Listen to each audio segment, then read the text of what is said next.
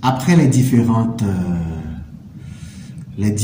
sources des droits de l'homme ou encore les différents textes qui ont déjà traité de cette question des droits de l'homme, mais aujourd'hui on se demande où se trouvent ou encore où sont inscrits les droits de l'homme. En d'autres termes, quelles sont les différentes sources des droits de l'homme? Avant tout, les droits de l'homme ont une source nationale. Une source nationale dans la mesure où on retrouve l'ensemble de ces droits dans les constitutions de différents pays. À titre d'exemple, Haïti, dans la constitution du 29 mars 1987, en son préambule, a clairement établi que le peuple haïtien proclame la présente constitution conformément à son acte de dépendance et à la déclaration universelle des droits de l'homme du 10 décembre 1948. On retrouve également les droits de l'homme dans la constitution américaine, à savoir dans les 10 premiers amendements que l'on qualifie de Bill of Rights, the American Bill of Rights de 1791, les 10 premiers amendements que l'on qualifie de la déclaration des droits qui concernent la liberté religieuse, le droit d'association, le droit au respect de la vie privée, le droit au respect de la vie privée, le droit de propriété, etc. On retrouve encore les droits de l'homme au niveau de la Constitution française du 4 octobre 1958, dans son préambule, où l'on accorde une valeur constitutionnelle à la Déclaration des droits de l'homme et du citoyen du 26 août 1789. Et l'ensemble de ces textes ont repris justement certaines dispositions, ou du moins des droits que l'on qualifie des droits de l'homme, ou plus encore des droits fondamentaux, qui existent bien avant les droits de l'homme, que l'on retrouve dans le cadre de plusieurs constitutions étatiques. Là, on est dans le cadre des sources nationales des droits de l'homme. Outre les sources nationales des droits de l'homme, il existe les sources internationales des droits de l'homme. Dans les sources internationales, on retrouve un ensemble de conventions, un ensemble de traités, de protocoles additionnels et facultatifs qui traitent de la notion des droits de l'homme. Et premièrement, dans le système universel, on retrouve les droits de l'homme au niveau de ce texte fondamental à valeur morale, à savoir la Déclaration universelle des droits de l'homme du 10 décembre 1948, le Pacte international relatif aux droits civils et politiques, ainsi que le Pacte international relatif aux droits économiques, sociaux et culturels, PIDESC, que l'on qualifie en fait les deux comme étant des pactes jumeaux, puisqu'ils ont été adoptés en la même date, à savoir le 16 décembre 1966, et tant d'autres textes au niveau du mécanisme universel où l'on retrouve les droits de l'homme. Donc les droits de l'homme ont leur présence dans le système universel des droits de l'homme à travers toute une panoplie de textes. Sur le plan régional, en premier lieu dans le système interaméricain des droits de l'homme, on retrouve les droits de l'homme au niveau de la Convention américaine relative aux droits de l'homme, dans le pacte de San José du 22 août 1969, dans le cadre du mécanisme européen, spécifiquement dans le cadre du Conseil de l'Europe, on retrouve les droits de l'homme au niveau de la Convention européenne de sauvegarde des libertés, des droits de l'homme et des libertés fondamentales.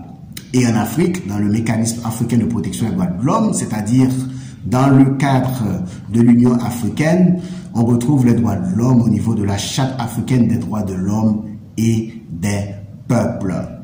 On retrouve également par extension les droits de l'homme au niveau de la déclaration de Bangkok, laquelle déclaration a été adoptée dans le cadre de la conférence de l'Association des États de l'Asie du Sud-Est. Tout un ensemble de textes au niveau national et international, eh bien, a consacré l'existence même des droits de l'homme, protège les droits de l'homme, en ce sens, y ont fait référence. Donc, les droits de l'homme ont en réalité une source d'abord au niveau national et une source au niveau internationale.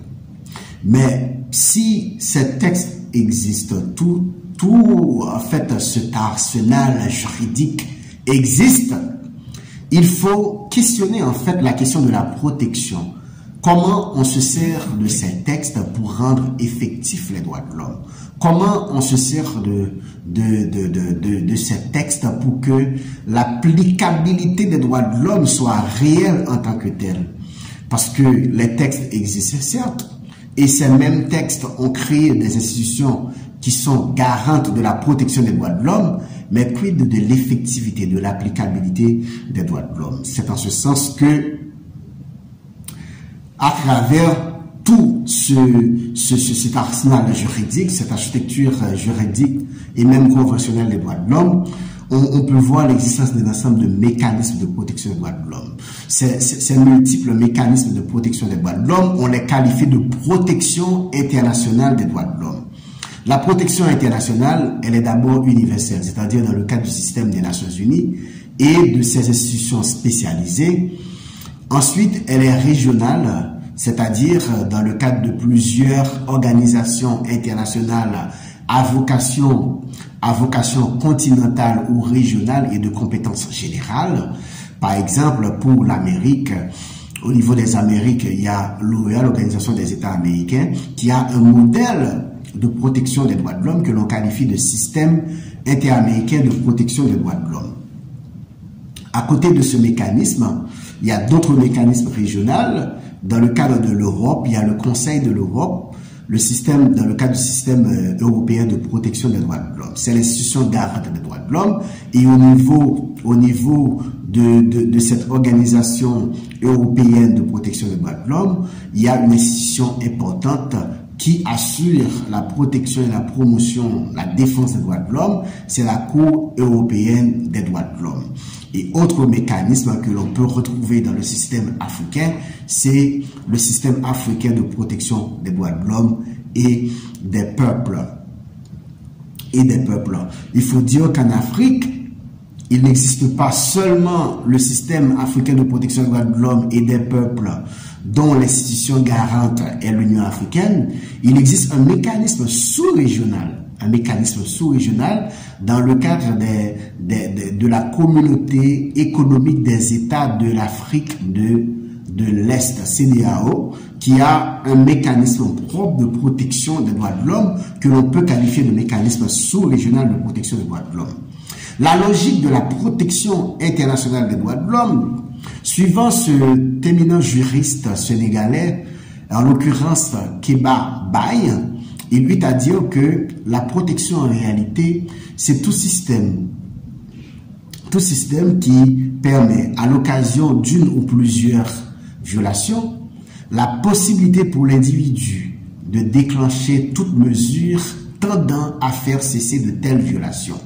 D'où la logique de la protection internationale des droits de l'homme constitue avoir justement cette équation qu'il faut balancer évidemment coûte que coûte, à savoir la présence des institutions qui existent en matière de protection des droits de l'homme et l'ensemble des instruments juridiques, l'ensemble des conventions et des traités internationaux qui permettent en fait d'assurer une certaine protection des droits de l'homme. Et ce qui peut bien permettre la réalisation de cette équation, c'est la souveraineté de l'État.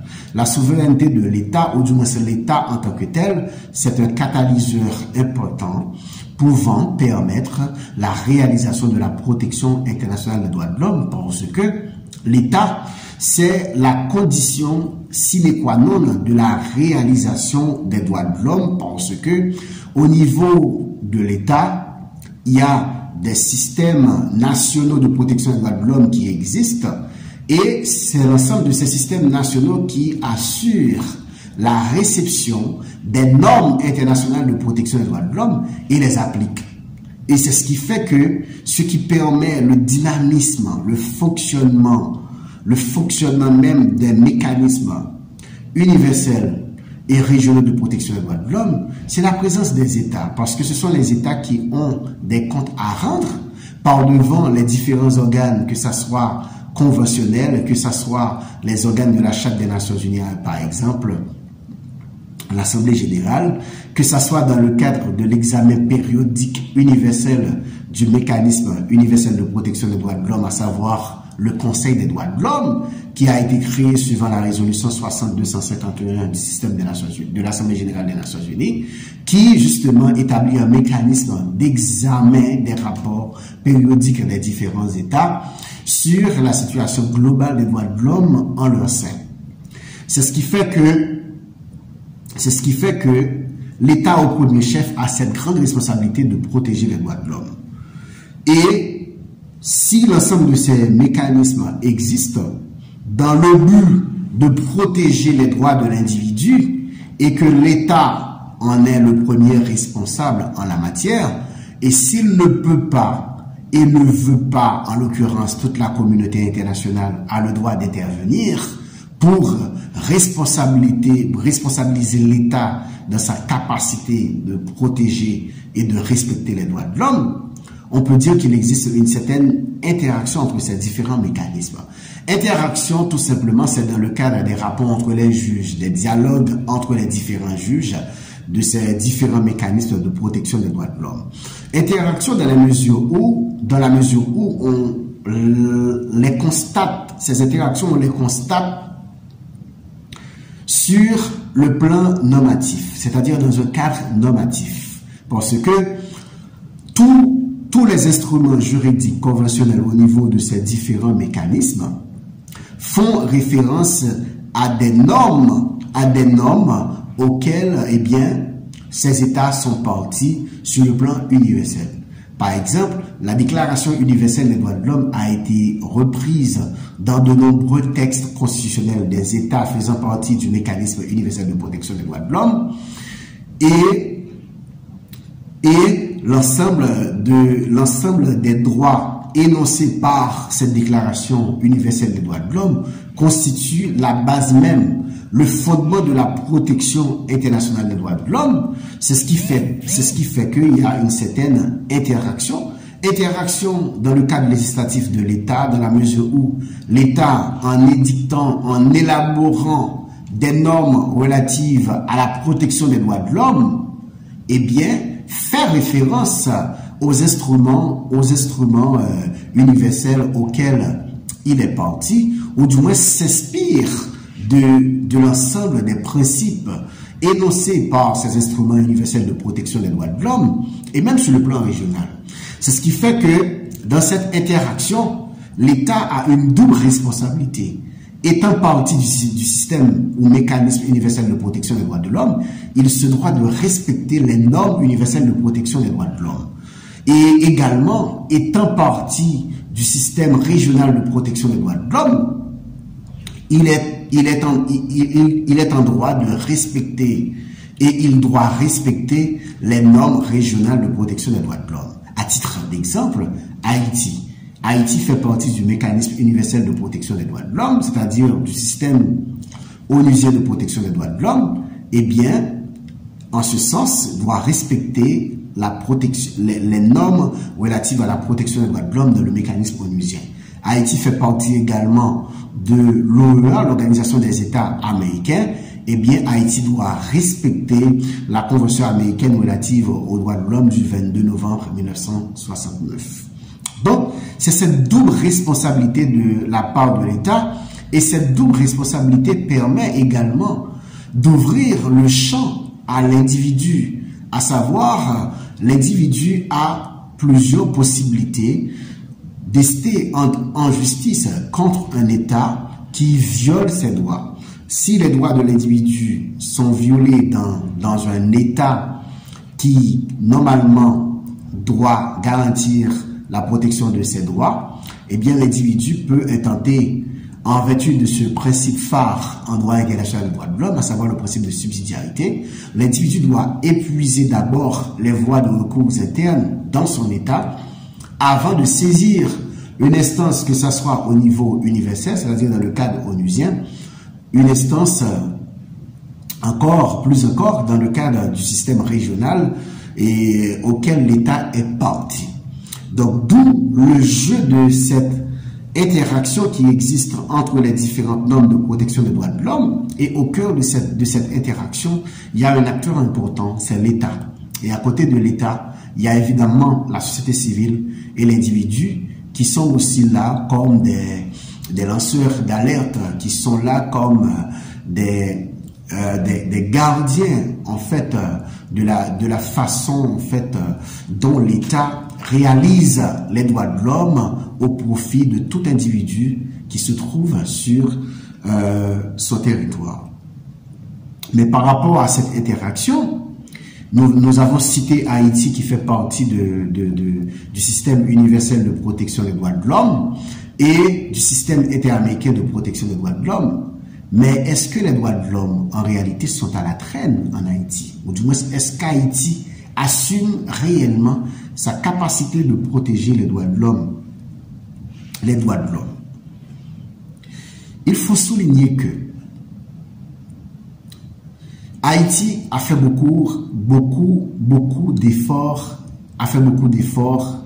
en matière de protection des droits civils et politiques depuis la chute du régime duvalieriste. On constate qu'il y a une certaine amélioration au niveau des droits civils et politiques. Par exemple, la liberté d'expression. Bien avant 1986, on ne pouvait pas s'exprimer librement. On était sous la dictature, on était sous un régime dictatorial. Donc, les droits civils et politiques étaient constamment bafoués. La réalité, c'est que on constate de 1986, après la chute de Jean-Claude Duvalier, jusqu'à récemment, il y a une certaine amélioration quant au respect des droits civils et politiques. Certes, il y a beaucoup à faire. Aucune œuvre humaine n'est parfaite. On a beaucoup à faire pour permettre le respect, la réalisation des droits civils et politiques.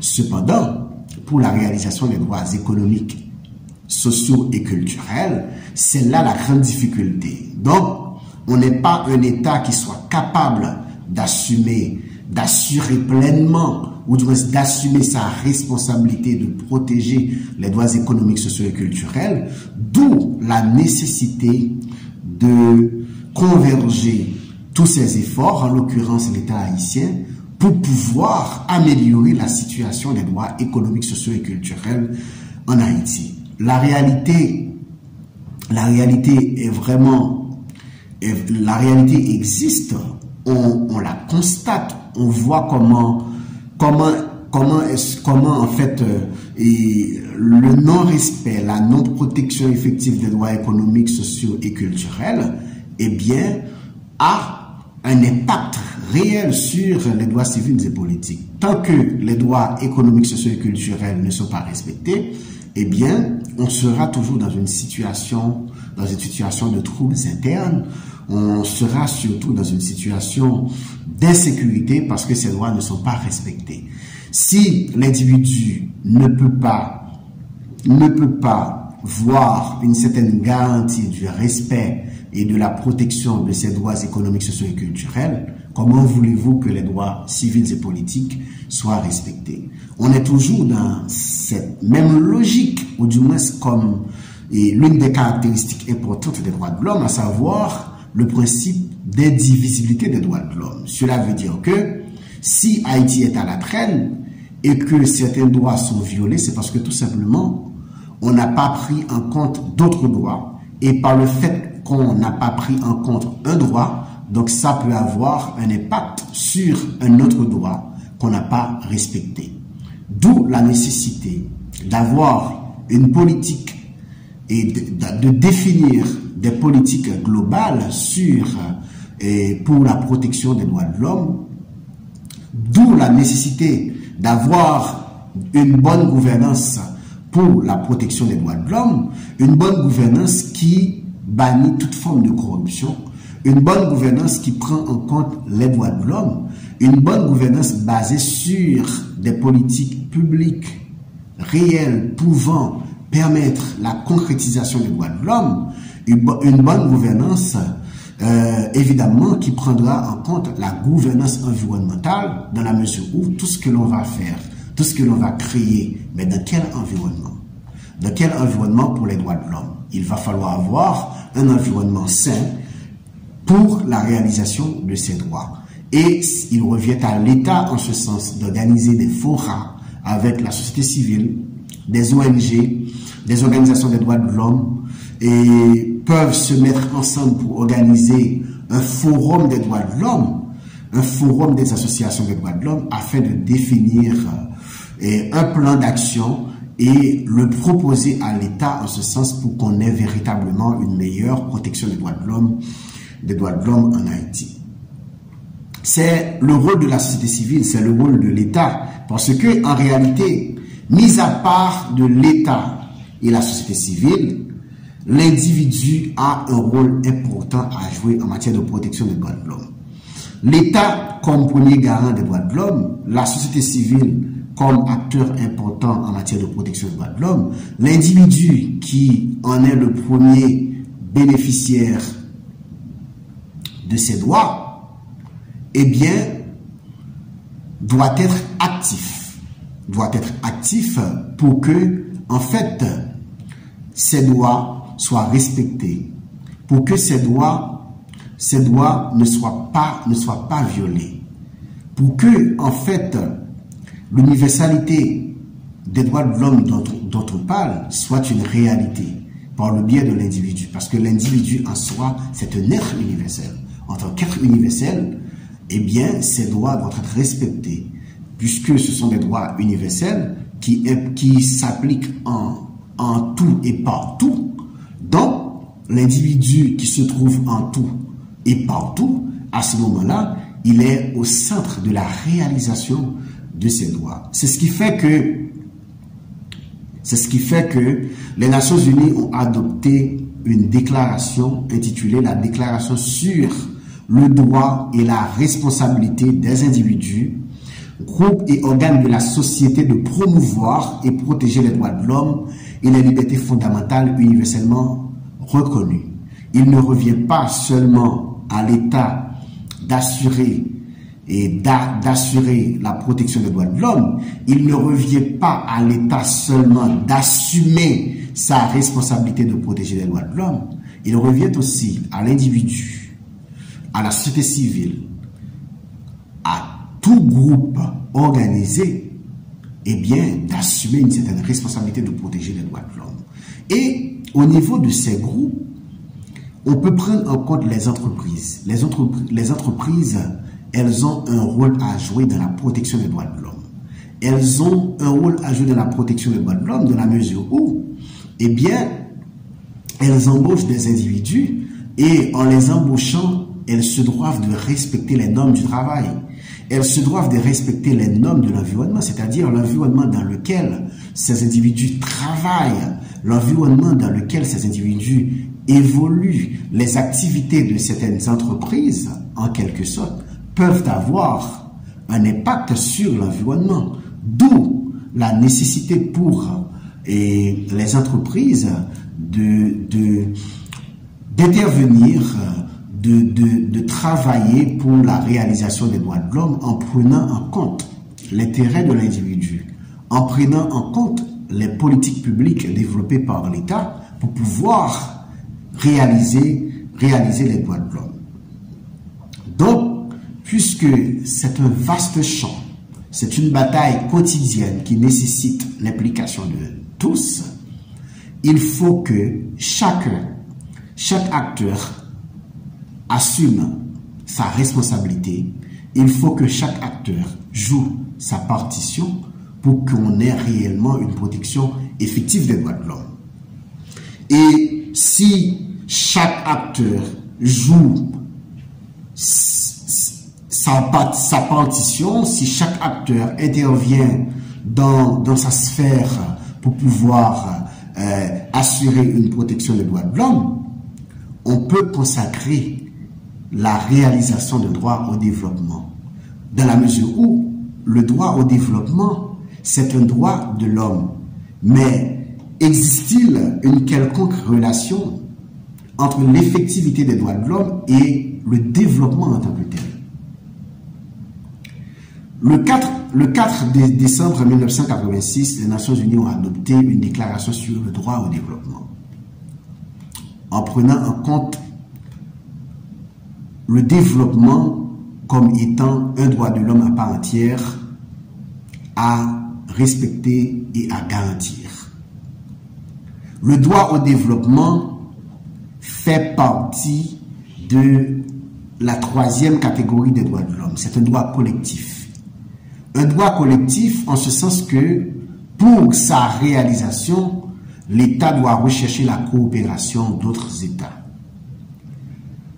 Le droit au développement, c'est un droit collectif dans la mesure où tout un et chacun intervient en aide à l'État pour que ce droit soit réalisé au sein de l'État au profit de tous. Il ne peut pas avoir en ce sens de respect des droits de l'homme si le droit au développement, si la paix et la sécurité ne sont pas garanties.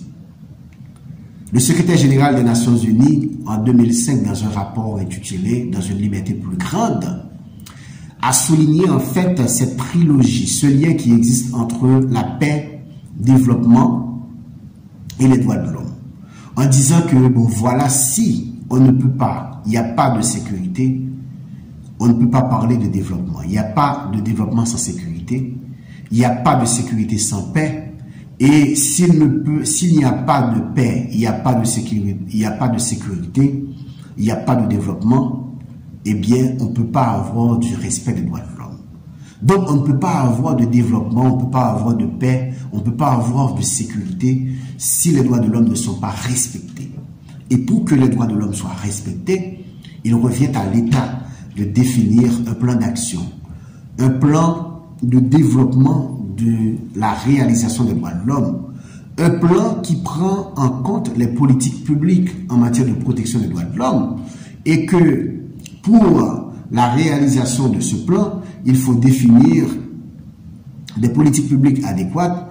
Il faut à la base de tout ça avoir une bonne gouvernance. Une bonne gouvernance dans la mesure où l'État prend en compte les droits de l'homme, l'État prend en compte le droit au développement qui est un droit de l'homme fondamental, et que pour la réalisation de ce droit, il ne faut pas que ce droit pose problème à d'autres droits. Il faut que le droit au développement dans sa mise en œuvre ne pose pas problème au respect du droit à la propriété, au respect du droit à la vie privée, au respect du droit à la vie, au respect du droit à l'alimentation, au respect du droit à la santé, au respect du droit à l'éducation, au respect du droit au logement. Donc, l'État, l'individu, la société civile ont un rôle majeur à jouer dans l'effectivité des droits de l'homme. Et si les droits de l'homme sont effectifs en ce sens, il revient à dire aussi que le droit au développement est effectif parce que c'est un droit fondamental des droits de l'homme à respecter et à garantir. En définitive, la protection internationale des droits de l'homme implique de nombreux acteurs. C'est une protection qui se base sur une approche binôme dans la mesure où il faut qu'il y ait des institutions d'une part et d'autre part des normes conventionnelles. Et ce sont ces institutions qui vont appliquer les normes conventionnelles pour aboutir à la protection internationale des droits de l'homme. Et l'État en tant que tel, c'est une condition sine qua non de la réalisation de la protection internationale des droits de l'homme. L'État en tant que tel, c'est un catalyseur fondamental pour l'équilibre de l'équation de la protection internationale des droits de l'homme. Et à côté de l'État, l'individu qui en est le principal bénéficiaire a un rôle majeur à jouer en tant que sujet du droit international. Il a beaucoup d'importance dans la mesure où il fait partie du droit international des droits de l'homme en tant que sujet du droit international général. Et en ce sens, il doit surveiller la mise en œuvre, la réalisation de ces droits par l'État qui en est le premier garant, qui en est le premier responsable, et par extension la société civile. La société civile, à travers les groupes, les associations, les entreprises, et que ce soit les petites et moyennes entreprises, que ce soit les multinationales, eh bien, l'ensemble de ces acteurs a un rôle fondamental à jouer dans le respect de la protection internationale des droits de l'homme. Et en ce sens, on ne peut pas parler de l'effectivité des droits de l'homme si effectivement on ne constate pas ce dynamisme de la part de l'ensemble de ces acteurs dans un système national qui fait bouger évidemment les systèmes universels et régionaux de protection des droits de l'homme. On ne peut pas parler de l'effectivité des droits de l'homme si l'État ne prend pas en compte une politique publique basée sur la réalisation effective des droits de l'homme. On ne saurait pas parler de la protection internationale des droits de l'homme si, sur le plan national, cette protection ne soit pas effective. Et que pour que cette protection soit effective, l'État se doit de créer, de mettre en place tout un système, tout un mécanisme effectif prenant en compte les besoins de l'individu pour que les droits de l'homme soient respectés, pour que les droits de l'homme soient garantis, puisque par extension, ces droits créés à côté de l'État, si je reprends les propos de Kofi Annan dans sa déclaration, dans son discours publié dans The Economist, dans cette magazine, eh bien, il eut à mentionner en fait la notion de la souveraineté individuelle. C'est-à-dire que à côté de la souveraineté étatique, il y a la souveraineté de l'individu, ou encore plus encore la souveraineté individuelle, qui consiste en l'ensemble des droits et des libertés fondamentales de l'individu à respecter et à garantir. D'où la nécessité d'avoir au sein de l'État un équilibre entre la souveraineté étatique et la souveraineté individuelle, c'est-à-dire les droits de l'homme de l'individu, d'où la nécessité d'avoir une souveraineté étatique qui est au service de la réalisation de la protection des droits de l'homme. Sur ce, la protection internationale des droits de l'homme, c'est une protection qui, justement, est partie du niveau national pour aboutir au niveau universel et régional. Et dans tout ça, la participation des acteurs, de tous les acteurs, est importante.